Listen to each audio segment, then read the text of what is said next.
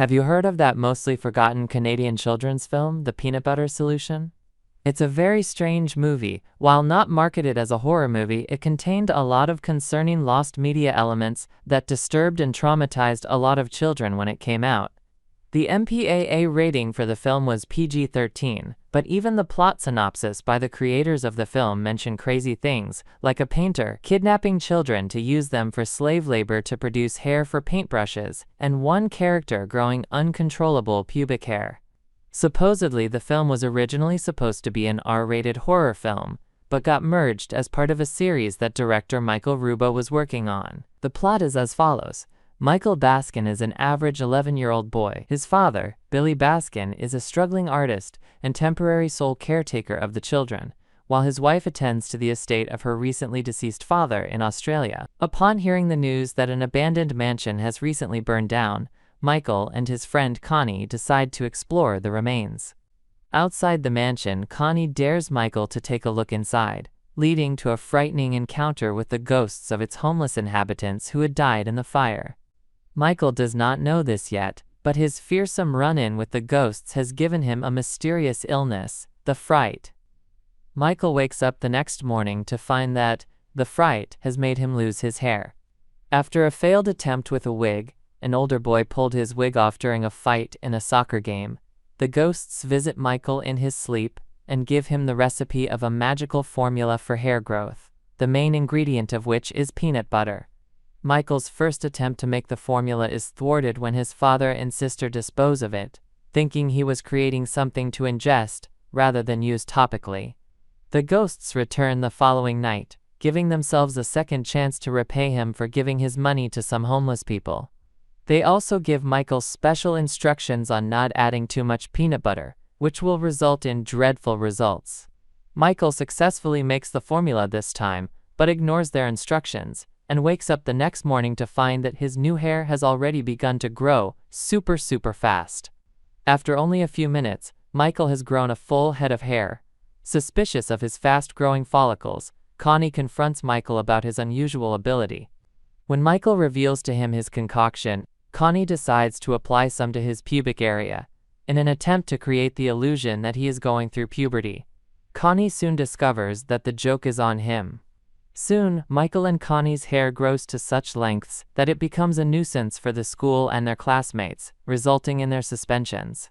While Michael frantically searches for a solution, Connie discovers the hair will stop growing by yelling at it.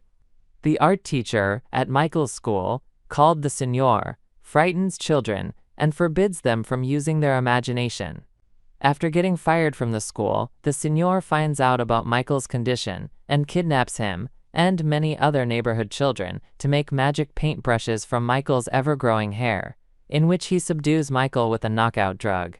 The kidnapped children are put to work under harsh conditions. We have to make 500 brushes a day, or we don't eat. The paintbrushes are so powerful that they paint whatever their user imagines, without need for detail or neatness. Michael's sister, Susie, and Connie discover the Signor's magical paintbrush factory and try to rescue Michael and the other kids. Connie tries to use force, but Signor and his dog James overpower him. Instead, Connie tricks the Signor into painting a picture of the abandoned mansion.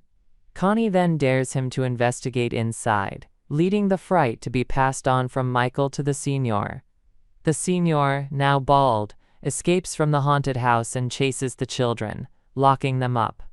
Just as Connie is about to escape with Michael, Susan and their dad find the factory, and the local police arrest the Signor. The film ends with the family reunited, the mother returning home, and Michael's hair no longer growing out of control. Perhaps part of the reason the film is so troubling is the fact that it is very casual about the horror of Michael's predicament. Michael is chastised and harassed by fellow students because of his baldness, but things get worse when Michael's hair starts growing out of control. Almost all of the adults in this movie are wildly irresponsible and uncaring in a way that shouldn't reflect the tone of a kid's film.